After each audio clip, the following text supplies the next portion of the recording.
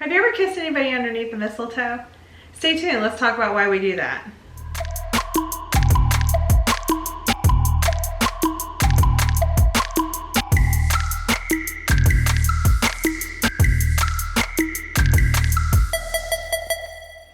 Hi everybody, welcome back to another video by Pan Society. I'm Cherie and today I want to talk about mistletoe.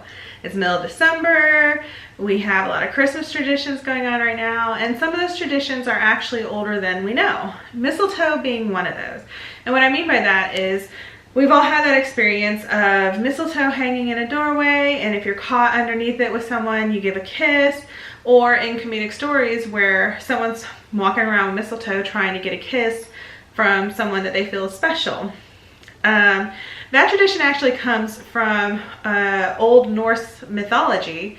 Balder, a hero, was killed by an arrow made of mistletoe, and his mother, the goddess Frigg, wept over his body, and as her tears hit the arrow, little white berries sprouted up, and she plucked those berries and placed them inside his wounds.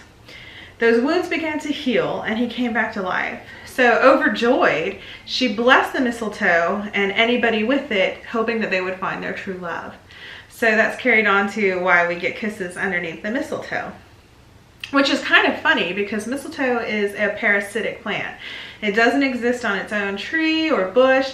It actually feeds off another one. It's spread around by the seeds. Birds eat the berries and then spread the seeds to other trees where they take root and steal water and nutrients from that tree.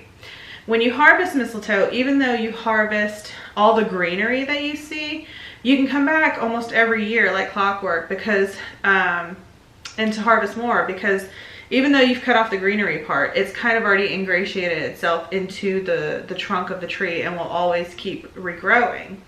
That's why its scientific name, phorhodendron, is Greek for thief of the tree. Which I kind of like. But the Druids actually believed that mistletoe was the spirit of the tree because during winter it was the only part of the tree that was still green, because mistletoe is kind of green year-round. So it's easier to spot during the winter than it is throughout the year. So even though we only see it during Christmas time, it's actually growing year-round. We just don't see it, or it doesn't come to mind because we don't use it.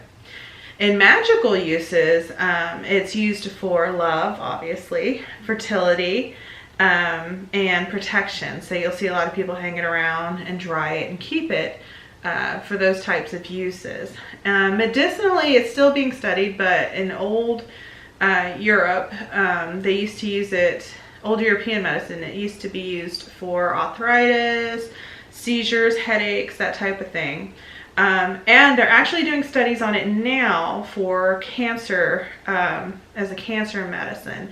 Not approved here in the US yet, but there are doing studies, so maybe there's some promising things that'll come out of that. If you have any mistletoe lore that you want to share, comment down below, let me know. Or if you have a funny story, even share that. Thank you so much for sharing your time with me today. Don't forget to comment, share, like, and subscribe, and I'll see you next time in another Pan video.